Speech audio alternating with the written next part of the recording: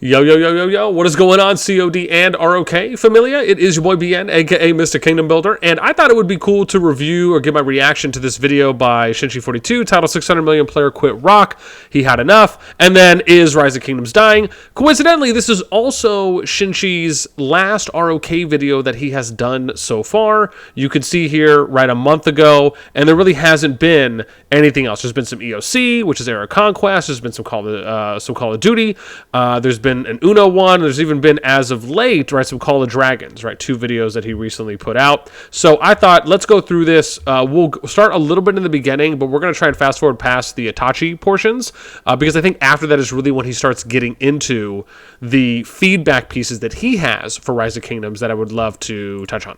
Right now, Itachi have decided to go, and everyone is just taking all of his resources now. Goodbye, Itachi. Saying goodbye to a game that you have played for a very long time, is it possible? A lot of players don't want to give up, or a lot of players don't want to, leave the game because of the invested time and money that they have put. Well, there is a guy who said, I'm done. I've had enough. And he said, goodbye, ROK. Itachi have now officially quit the game, and I have confirmed it to him. I messaged him today as I was messaged on Facebook by a fellow player. I quickly messaged Itachi and I'm like, hey, are you officially really quitting? And he said, yeah, he is. Then one of the biggest reason is, I'm going to tell you in here in a little bit. By the way, before we get started, so he said he has seen the videos in here, and I've told him game. Oh, that's just his thing about EOC. So this game is playing, and we're after ROK. Here we go. For many of us, we played this game for a very long time. I haven't even published any videos yet in a while now. As you guys have realized by now, a lot of people have been asking me as well. I haven't really made an official statement yet. I did tell my leader that I will be playing for another season. Then I'm going to decide what I'm going to do. I'll do everything. I'm going to fight. And I'm going to basically zero myself and do my best to contribute as much as I can. But at the end of the day, I don't know what I want to do. I don't want to keep spending any more into the game. Now, one thing I want to say, the game is wonderful. I mean, it is a really good game. So I just wanted to stop here for a sec, right? So Shinchi says that he doesn't want to keep spending in the game. So I'm curious if maybe it's just a matter of him maybe scaling back the spending if he still wants to play rock, or if it's just really maybe general burnout where he just doesn't really want to play that much anymore, and this is just kind of his transitional period. Because if you look at his content, I mean, he really is doing kind of a big major shift in what he's putting out now on YouTube compared to when he was consistently putting out rock videos, right, where he was getting good average numbers that I'm sure was making a decent amount of money. At that time, I would imagine as well, with either an associate or a partner tier within their CC program that they have over there at Lilith as well. Now, again, maybe for where his account is to keep it up, maybe he couldn't just immediately go free to play, right? Maybe he would have to spend even if it was at a minimum threshold.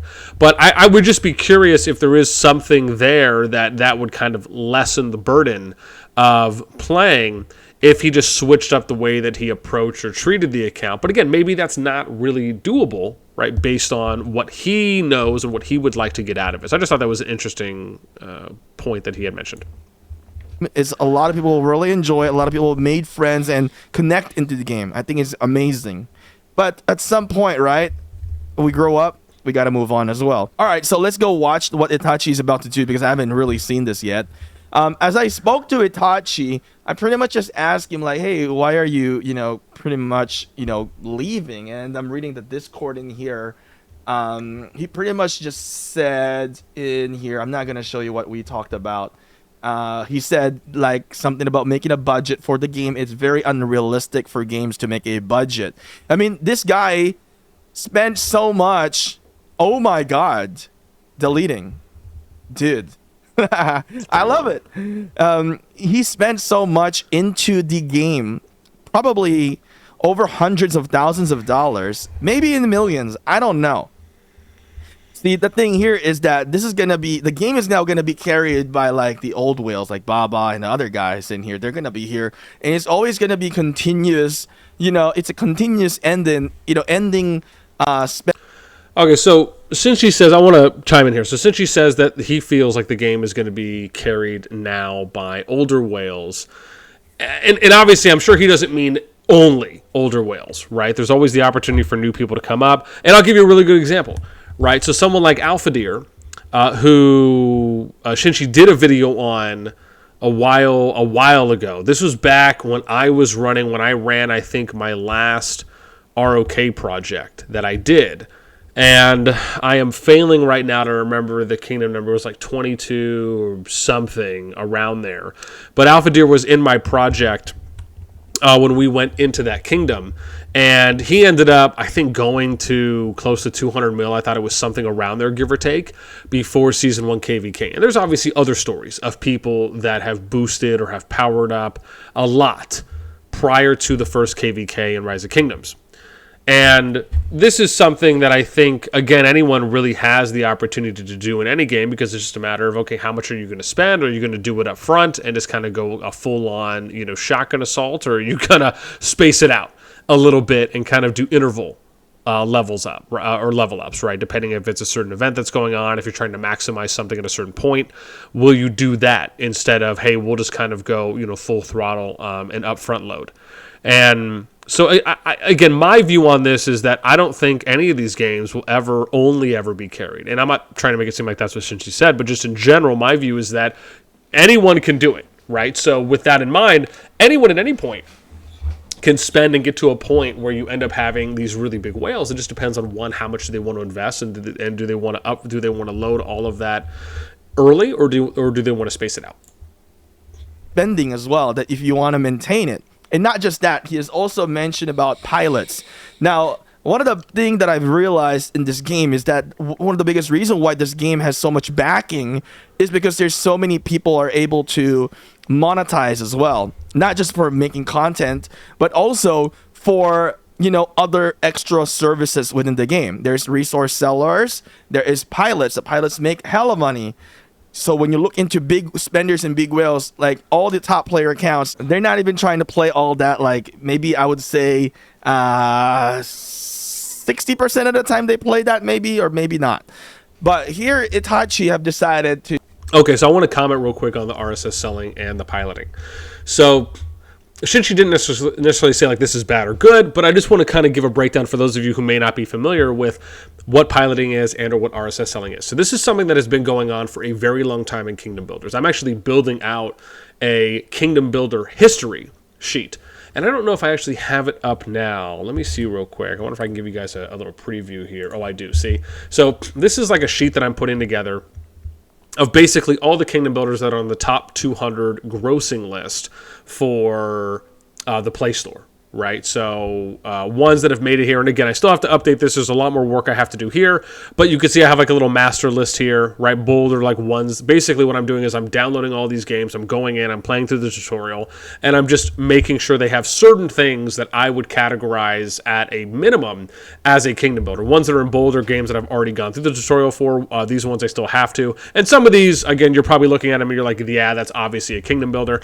I'm just kind of going in order based on how these are.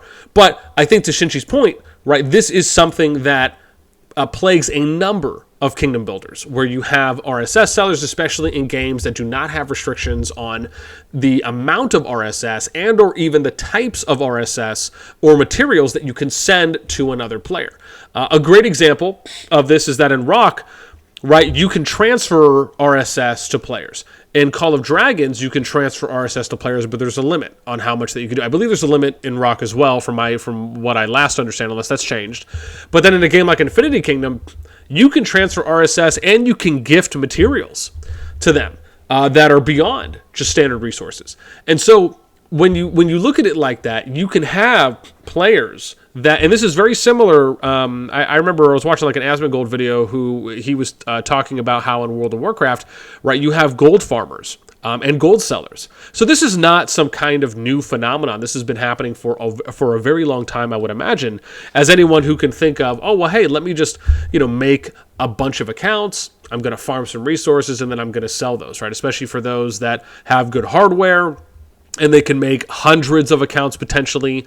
And again, there's been moments where I've even seen from buddies of mine where they lock down. I mean, to a point where they'll have like exclusivity contracts, even though it's not a contract, but they'll have like an exclusivity deal with RSS sellers to say, hey, we don't want you to sell to anyone else but us, right? And they'll lock in a certain rate. Like I'm talking, it's got really deep for some of the people that I know within the genre that have played other games. I'm talking in stuff like West Game, State of Survival, Lords Mobile, etc. Other games that are classified that I call simply kingdom builders. And I've heard stories like these. One of my best buddies who runs some kingdoms in West Game does this for some of the top states, or for his state, I should say. And I believe it's called a state. And he told me, he's like, yeah, man, we go in, we have conversations, and we get the best rate and we lock it in, where they only sell to us and they don't sell to anyone else. And that's obviously, what helps and gives them an advantage. And then you talk about the piloters. And the piloters, it's funny, for the first time ever, I got contacted by someone from the rock community. They sent me a DM. This had to be maybe 3 or 4 weeks ago at the most. And they said, hey, I have a piloting services like agency or business, and we're very reputable. We pilot some of the strongest accounts in Rise of Kingdoms, I believe they were saying, and they wanted to see if I needed any piloting services. And I just thought it was pretty wild to see, and I'm sure this has been going on for a lot longer, but it was the very first time for the amount of time that I had played Rise of Kingdoms, right, since around the 100s, and played other kingdom builders before and after that. And this was the first time I ever got messaged by someone who was offering me piloting services. And the short the explanation there is where if you want to pilot, you're given login credentials, right? So you give your login credentials to the person who's going to pilot, and then you pay them their fee, whatever it may be, and they'll log in and maintain the account for you, right? Anything from basic maintenance up to whatever level it may be, right? And I'm sure maybe some people charge a flat rate, some people maybe charge different tiers or premiums if they have to do more work on those accounts depending on how much maintenance is required. But this is a very real thing, and it is a service that people will pay. Just, I'm just going to delete everything. I don't need it. I mean, if he wants to come back, he can surely just make a comeback anytime that he wants. But as I confirmed to him, he seems that not very interested in the game anymore. They're going to take this step and, say, hey, you know what? I'm done. It's game over. I want to have something new next. I'm tired of it. One of the best thing to mention in here, honestly, that's what I've realized because we've been playing this for 5 years now. Another thing that I've mentioned to him is about the era of conquest, and he has mentioned that he said, so he is talking about the Rise of Kingdoms for this one. He's saying the design of the gameplay of Rise of Kingdoms is really cool, but it's just, that's the only thing that is, was keeping him at that point. And I mentioned the Era of Conquest, and he said he might check it out. So in Era of Conquest, there is no competitive event. He's going to be, the first place winner anyway, the game as well.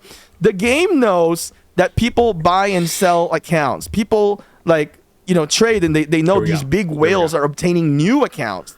But they're not, what is it called? They're not banning as well these players who obtain these strong accounts as well. We've seen players like Arvix, right? He has multiple accounts that he bought. The game knows that 100%. I don't know if they all competed in the what is this thing called, in the league as well. If there are accounts there that were bought to compete on the league, so that's also a part. The game knows, but they don't do anything. But they say, hey, it's part of the game policy that you can't do this. They slap you on the wrist, but they clearly know, these big whales that are going to spend money into the game, they do it. That's one thing that I want to say about this. So he eventually just ended the video like that. Well, I mean, let's be real. I don't really know if he had a take on it. You could maybe insinuate from Shinchi's facial reactions and tone and body language that, yeah, maybe he's not for it, but he didn't come out and say it one way or the other. I think, again, it insinuated, it kind of leaned into that. My view when it comes to people that purchase and buy accounts is that I just kind of view it as a free trade marketplace, so to speak, right? You want to buy and share and trade accounts. I don't necessarily see anything wrong with it, right, at face value. However, if this is something that's a part of their TOS, and this is important to state, and they decide to ban someone because this is happening, then obviously they need to be consistent and have the precedent that they're setting early on be applied throughout the game's lifespan, where they are really going after people. I think it's pretty apparent right now with, I mean, again, you can go on Facebook and you can find many Facebook buy and sell groups. You can go on Discord and find many popular Discord servers for buying and selling services, now even piloting services, now RSS seller groups. This is not something that is difficult or hard to find, right? If you just know where to look and or just what to type in. I'm sure even just a simple Google search, right, would be able to pull some of these things up. And with that in mind, right, the thing to then look at is, okay, like I said, are they going to be consistent and apply bans across the board? Because again, for my time playing Rock, for my time playing Infinity Kingdom, for my time playing Call of Dragons so far, I have never seen any form of mass banning that has occurred in any of these 3 games that I have played for a significant amount of time. Other games I've played for less than, but these 3 really the most significant amount. And I've never seen that happen. I've seen rollbacks that have happened, right? Like there was the big IK love you code that got released in Infinity Kingdom that basically just gave people a whopping amount of rewards, and they were just entering that code back in over and over and over again, back to back, because it was broken or someone did something. But outside of that, I've never seen some kind of mass banning for account selling, for account selling and buying, for RSS selling. There's never been a hard crackdown, because at the end of the day, right, if people are buying, I mean, does it make sense that why wouldn't they try to crack down on it? Because it's just money you could argue they're losing, right? Because they're basically, these people are free farming through macros or scripts or bots or programs, whatever it may be, and they're basically generating all these resources on free accounts, and instead of the players spending on that, or the game itself creating alternative ways to spend for resources, they're basically buying these RSSs probably at a discounted rate than what it would be to pay in-game, so it's more valuable for them to do it. But at the same time, does the game look at that and say, well, by them being able to do this and us not charging more for them, sure, we're taking a little bit of a hit, but maybe that's going to keep up the engagement and the motivation level for these top spenders to keep playing, right? Because we're not cracking down on it. So it is interesting. When you look at it, it's just, yeah, listen, if the TOS and if the actual rules are stating that this shouldn't happen, then yeah, you should be cracking down on it. But if they're not going to set that precedent from day one, it can be hard for a community to accept something like that, or a player base to accept something like that, when all of a sudden now they're going to start cracking down. It doesn't mean that they shouldn't. It just means that it's a harder road to climb. The hill just keeps getting steeper and steeper. Like if it starts off like this, the road just keeps getting steeper and steeper and steeper the longer you let the time go on without ever addressing it. So let's get into Rise of Kingdoms. I haven't really opened this game up yet, so I'm opening up the game right now. Quit. I feel like more and more players will eventually, being drained out of it. Like, maybe it's because after a few years of playing the game, you're kind of, and he's not even trying to play the other game, the Dragons game. So, it's like he wants to play something that maybe he would more like, budget friendly, because one of the things that he did say is that you gotta budget for the game. So for a whale like him, like he has a huge budget, but man, for him to say that he got a budget, that's crazy. Now, I mean, that's like I said, I haven't made much videos yet within the game in here, because I don't know. It's like it's a repetitive thing already, and you can see that people are just looting Itachi in here. Itachi and I, we've had some great conversation. Modern Warfare 3. He said he's gonna check it out. Earlier, I mean, he's got so much resources. Buying and selling of kingdoms. Yeah, it does happen. Oh, hang on. Yeah, that's what it is. Other things in here, like, have you guys ever even heard of buying and selling of kingdoms? Yeah, it does happen. It's crazy. And for sure, like, the game itself know that it happened. Okay. Oh, hang on. There's no way that they don't know it happens, but it is, being allowed to happen. So I think this is just really the beginning of... Okay, so I want to talk about this buying and selling of kingdoms, because I have some insight here, right? And it would have been nice. I would have loved to hear Shinchi expand on this.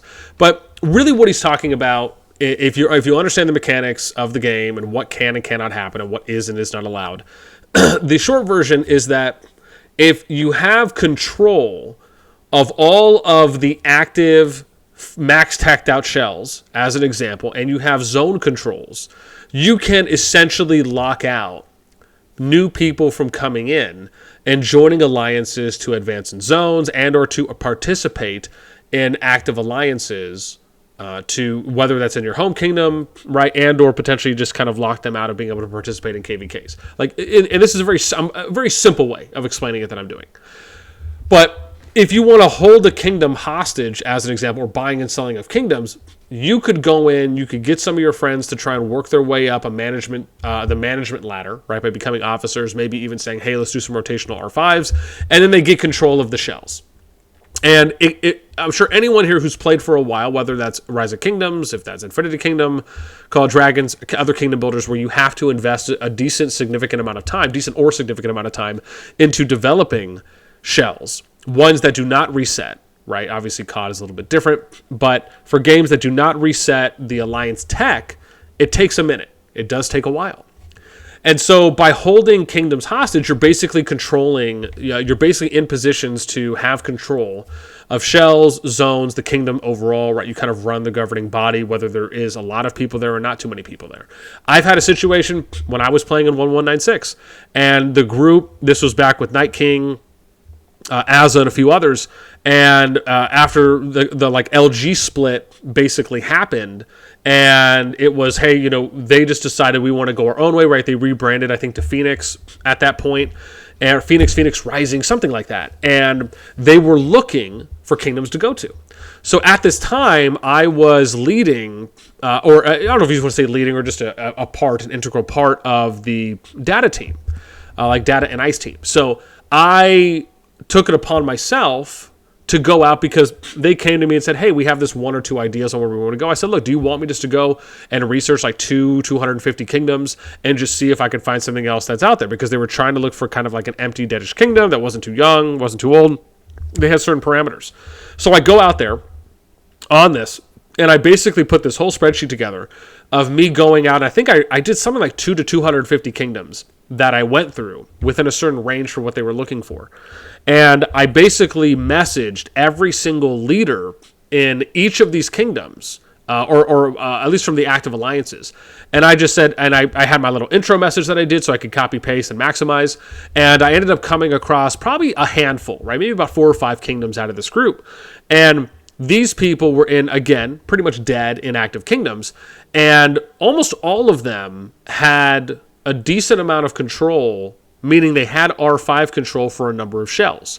There was about 2 of the kingdoms out of the handful, that had control of the majority, if not all of the shells. And this is important because if you're trying to go into a kingdom, you have to survey the lay of the land. You need to know what's up. You need to know what level of access you can get if you're coming in. Are they asking for something? Do they want something in return? Thankfully, and even though I can't remember the kingdom number, I'd have to go back and look through my notes. I can't even remember the person's name. But I remember it was one person who basically owned, I think, 9 or 10 of the shells, of the Max Tech Alliance shells, or most of them were. And then some of them were just below Max Tech. And so I grabbed all the data from all of them. I asked for screenshots. I said, hey, look, we'd love to come in with a number of people. What would it take for us to get access to these shells? And we got lucky in a sense because the player was like, look, I just want to get rid of it. Like, if you want to come in and take this from me, please, more the merrier. And it was a very fortunate, very lucky, unique situation to happen. However, they didn't end up going there. They ended up choosing and opting to go to another kingdom.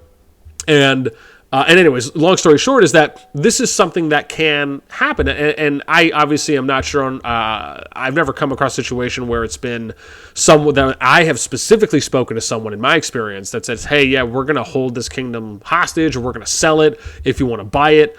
But I can see that happening based on experiences that I've had. So it's very interesting that he talks about this.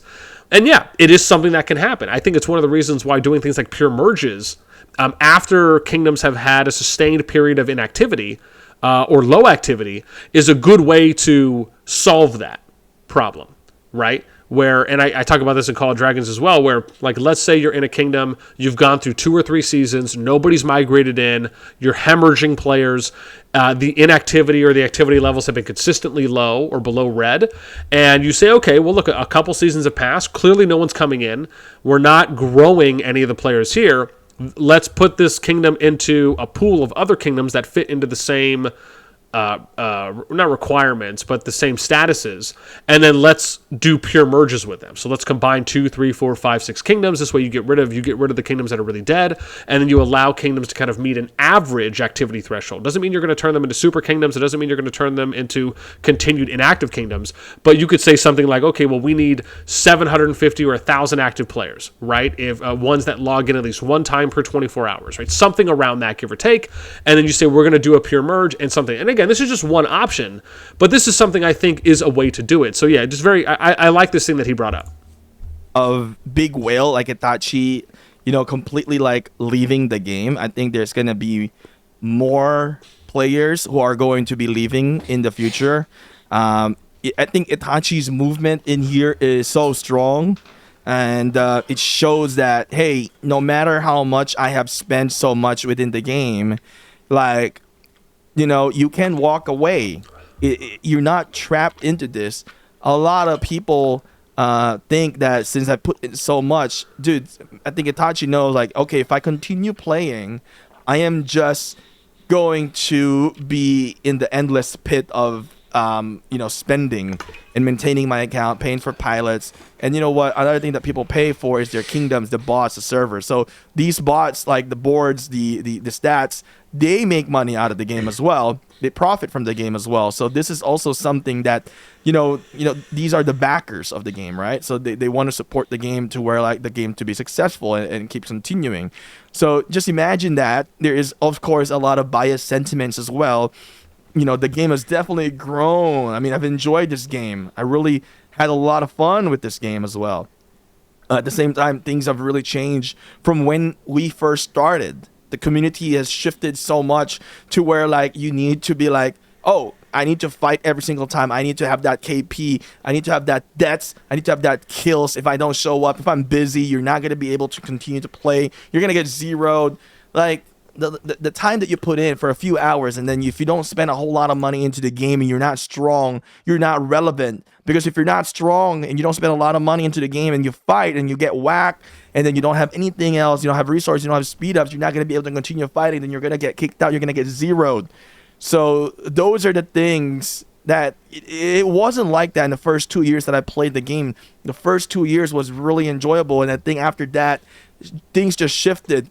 And it's not because of really the players, because how the game has developed as well, as they've made their reward systems within the game, and especially now that they have the autark system to where it's more limited to the players and who can get it.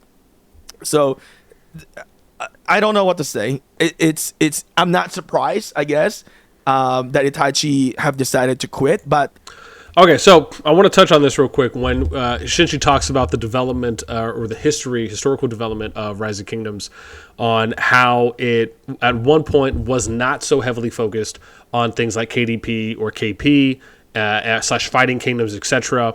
And now it's kind of transitioned more to being, you could say, like stat heavy, data driven. Making sure that people are fighting and that there's an expectation, right? The standard has raised, if you will. And I do tend to agree here. I think this is a good overall point, but I want to explain a little bit on the reasonings why. So when a game is initially starting out, you just do not have a wealth of high-powered players to where you could really implement something like this to the fullest extent. Because let's say a game starts out, you got 100,000 people. But then you have 95 or 97, 98,000 of these people, right, are free to play, low spend. And then you have, and I'm just conservatively, follow along here. And so then you have, right, your 5% or 3 to 5% of people that are spending. Maybe these are more mid, high spenders, or could be somewhere between low and a high spend, and or like a low mid to high spend, I should say. And they're growing. That's clearly not enough people to have a lot of sustained fighting and activity expectations when it comes to saying, well, we're going to put limits and not limits, but we're going to put these expectations and standards and what thresholds that you need to meet, right? Bare minimums, if you will. But obviously, as the game progresses and it continues, more and more players are going to be getting stronger and stronger. And yeah, I think when you get to a point with where you're at now, where you have hundreds of players that are in some of these kingdoms, maybe thousands or 1,000, right, in some of the more active ones, 1,000 plus consistently, right, you're probably getting to a point where you're able to say, okay, well, we have enough people that are out here fighting, and it's a matter of really, because you have a lot of active players, and I'm sure they do this in the smaller alliances that are more kind of one kingdom one alliance to two alliance kingdoms, right? That maybe have more of a mega alliance structure. But for kingdoms that have 2, 3, or more alliances, and you have a lot of active players, sometimes it's a matter of filling in, right, the inactives, right, and bringing in new blood. And so by making sure that you keep track of data, it allows for you to see, who can, almost kind of like in a very simple way, who can stay in and who needs to go, right? So you can bring in someone new that maybe wants to take that spot. And this, I think, has really exacerbated itself over the years. This doesn't mean that it's really a bad thing at all, because it really comes down to how is your kingdom managed, how does your alliance go about management, again, how many active alliances do you have in your kingdom? Is it 1, 2, 3, 4, 5, 6, 7, 8, 9, whatever number it may be? Depending on the number, I think that's really where you start getting a lot stricter in how you are tracking data, in how many strikes, or in who meets a threshold or does not meet a threshold and needs to be removed to bring in someone new, because you just have fewer spots if you think about the max capacity that you can have in an alliance. But yeah, I think Shinshi's absolutely right here with how the game has transitioned, how these games have transitioned more to that. But at the end of the day, I mean, can we really blame the game itself? I mean, this is a war game. It's a fighting game. You can argue on one side that this is just kind of the standard progression that maybe some of us would have expected, or some players out there would have expected to happen, especially when you have fighting kingdoms right at the top of the boards and they want to be as successful and win as many KVKs as they can, or they want to be able to have prolonged, long-lasting fights that last more than just a couple days. Right, whatever it may be, what other side of the camp you fall in, I do think that this is something that like I said, you can't argue we almost should have seen coming, and I'm sure some people did. But again, I think that depending on how your kingdom is built, and it all comes down to the expectations you set beforehand, right? If your expectations are, and I'll give you a good example, let's say you want to have a high number of alliances, and your approach is not that of ladder climbing and kind of mega alliance focusing, but you want to have more balanced alliances and power. So the focus for you is maybe just more so on activity. Maybe you're trying to get as many players up to that T5 range as possible, especially for the free-to-play low spend, and you're okay with taking the long game approach, where your focus is about trying to get as many people right up to that T5 threshold as possible, so that way you can eventually transition more players into fighting out of the field, right? And you kind of get more overall community enjoyment because more players are then able to participate, engage, they feel motivated, they feel included, versus if you have a few alliances, or 1 to 3 alliances, or maybe 1 to 4, but we'll say 1 to 3, that are in a kingdom and those are your main fighting forces, right, compared to the others that are out there, and you're all about, we need to have the best of the best people into these 400, 600, 700 slots, right, between these number of alliances. I think it's probably more likely that you'll be more strict with how you're approaching it versus kingdoms that probably have many alliances in there that are taking more of a holistic approach kingdom-wide in their community. But like I said, often it just really comes down to how is that kingdom, how is that alliance managed. So yeah, I tend to agree here. I actually like this point. The thing that surprised me is that him deleting his troops, making a statement, like literally just quit sources. But see, the thing here, like I said, is the statement that's so bold, like that image that this in here, because he is, absolutely insane. When you guys quit, you're not just gonna delete it. You're gonna, the whales will sell the accounts, right? Itachi doesn't even care. He's like, I'm deleting everything. I'm not selling it. What's the point? Like, no one's gonna have something that I built from the ground up, except I think the one that he bought from from Bunny. I don't know which account what that is, from the one from Bunny, but this is 600 million power, just deleted, gone. 36 million deads. That's a statement where to leave. So. Yeah, I wonder what's keeping you in the game, right? Besides that, you get to play on your free time. The community that you're here with. I think one of the whales here, I end up messaging the whale. I'm not gonna disclose who it is, but if you guys figure out who it is, he didn't even reply to me after I said this. I said to him, because he was complaining about what happened to their KVK. And about the toxic trash talkers. This is not Itachi, by the way, just to make this point. I I mentioned it to him that the odds are that you meet the people within the game is very slim. You can make friends online, yes, but odds are actual meeting. I've met people in the game, which is cool. Like I've really drove and met people in the game. But one thing I said here is that the status that you gain from this game is all virtual in the digital world. You guys can agree with me or not. But see, a lot of the whales, I'm not gonna say every single whale. There are whales in the game that they just spend because they got nothing else. They want to be powerful in the game. And I tell this whales that you're only relevant in this scenario. Like you are wealthy in your real life. Like why are you trying to build this status just within the game? Like you could be more statusy in other things as well. And I said just play and have fun on your own terms. People who sees you as you are knows what you are capable of. Basically, what I'm saying is that people who knows you, they know that you are capable in real life. Why are you getting hurt with like toxicity? And then another thing that I said is that anyone who look at you as a money tank is not really your friend anyway. So a lot of people like in the whales, like people look at them as the money tank. Like me, I don't care. Like I've mentioned this many times before. I've made contents about it, yeah. But I don't care. I don't follow the whales. The whales just are there. Like when I went to 1412, people were like not very happy, I guess, because they see me getting a lot of gold chests. I went there because of the invitation of Tika. I went here into this kingdom right now with Bilal because he was a good friend. I've got to know him. He's a really good guy, a trustworthy guy. I've dealt with him really good. I had to leave my previous kingdom. And many people are like gonna wonder, is like, oh yeah, you have so many speed. Like, dude, the gold chest doesn't even matter to me. It's the resources that I can't handle. Like the resource is a big thing. The resources in this game is like, you just imagine the big whales, the big KVKs that you've seen.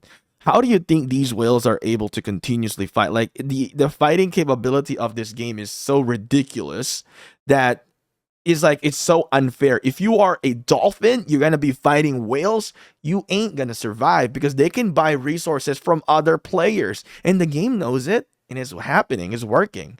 They letting it happen. If we realistically ban resource buying and resource selling, then the fighting in this game will be a lot more fair and a lot more balanced because people are gonna buy in the shop and they're gonna be limited.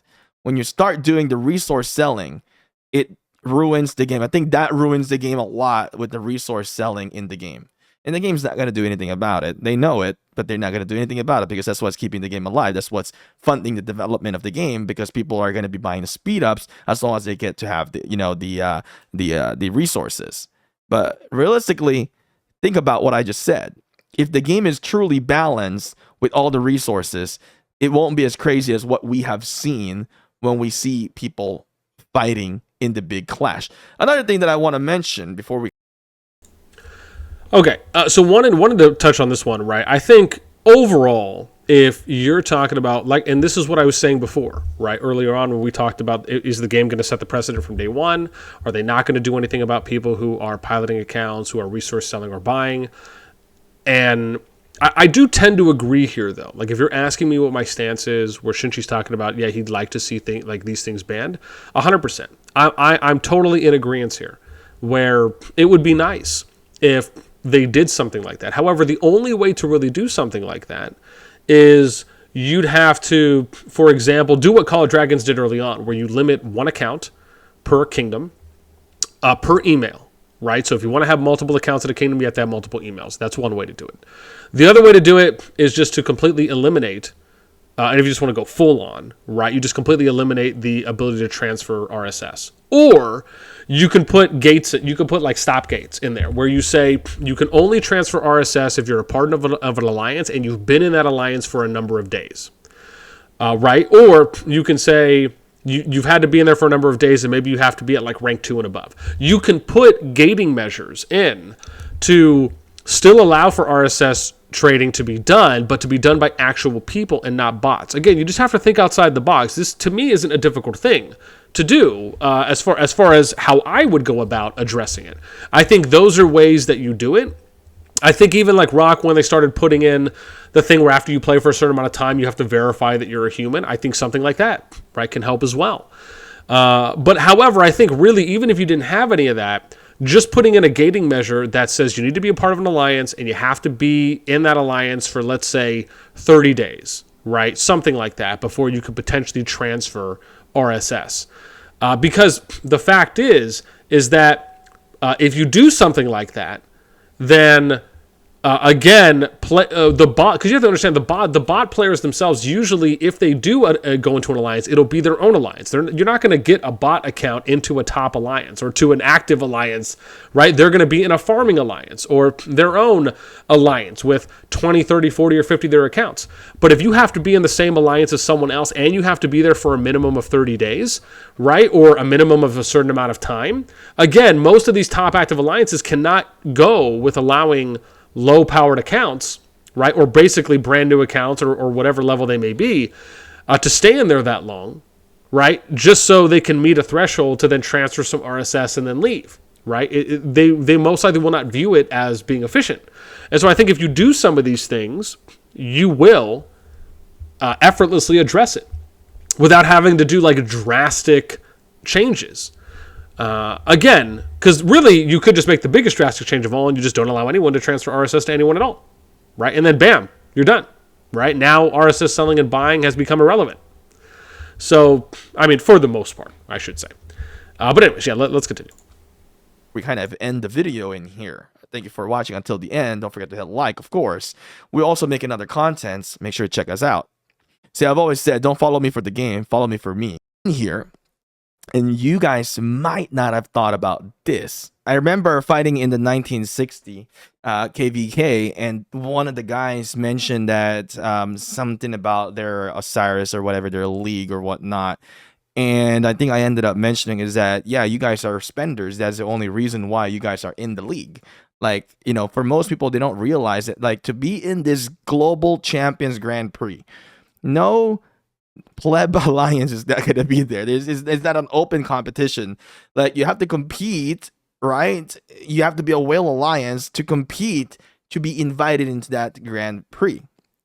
So I think he ended up shutting up when I mentioned that to him. Is like, you know, because I see the truth and I put it out there. It's like, you know, you're not gonna see an alliance that is really, you know, a fair balanced alliance. You got to be really, you know, whale first, and then when you go into the Grand Prix, then yeah, it becomes, I think here in the Grand Prix the settings are balanced, but to be eligible to get here, you need to be, you know, competing with your main accounts, which are whales, and then you get my point. There is the level of spending for you to be able to get into that. So that's another thing to mention, but totally unrelated to what I was trying to say anyway. Well, thank you guys for watching. The game has over 140 million players, have they have said. Yeah, 140 million players. I was shocked. It's more than Call of Duty players, maybe. But yeah. Okay, so the last thing on the Grand Prix. Now, I'm not too familiar with the Grand Prix itself, so the only thing I could probably compare it to would be they do have this thing in Infinity Kingdom, which basically is where players go one-on-one in some kind of tournament between kingdoms that are designated in a kind of KVK group-ish for a kind of tournament style, and you'll basically bring like your marches versus their marches in a 1v1 setting, and it's a matter of kind of, you know, who can tinker. You can also change them after rounds if you want to adjust for your next upcoming matchup. And yeah, for the most part, it is basically just, hey, who has spent the most to a degree. There obviously is an element of skill and true skill that's in it, but if you kind of strip that all down and you look at it kind of in its raw, bare form, I mean, the majority, if not everyone that's participating in that kind of event, are basically like the people that are the strongest players in those respective kingdoms, which are usually the ones that have spent the most in those kingdoms on average. So, yeah, on that front, I mean, you know, do I think there's a problem with having an event specific? I mean, listen, your MGEs, your Midas Governors, your SLEs in COD, which is strongest Lord, right? I mean, these are inherently spender events. So, Yeah, I mean, how do I feel about them potentially adding, if you're just the general question is how do we feel about them adding more spending events that are coming on? I mean, I think as long as you're balancing it out with those events and ones that free-to-play can participate in, I think, if anything, the one thing that quite a few Kingdom Builders don't have enough of, that I believe, which is like pure grindy-based events that really just allow free-to-play. It doesn't mean that they are free-to-play, but it allows free-to-play the opportunity and the potential to compete fairly with players who spend any amount of money, right? Where you can't spend in the event. It's really purely based on you grinding, maybe your tactical and strategic approach to it, but is something that is, again, more on that side of the fence versus the other. Anyways, with that in mind, that's my thoughts. Man, this is actually a really good video. I very much enjoyed reacting to this. I thought Shinchi had, overall, some really good points and good topics to discuss and to talk about. And it is a shame to see him stop producing content, but at the same time, I think it's important to understand that, not to say like a happy wife, happy life, but it's kind of that similar thing. Like, you have to enjoy what you're doing. You have to be passionate about what you're doing to continue doing it. And it feels like because of him stopping and not producing rock content anymore for whatever reasons it is, I hope that it is something that he's enjoying and is finding some happiness in, because I think at the end of the day, that's really what it's all about. All right, that's it for me. Let me know what you guys think, right, on this video, on my takes on it, whether you agree or disagree. Let me know in the comments, along with, again, I'll have a link to this video in the description as well to source. That's going to do it for me. As always, until next time, I'll catch y'all later.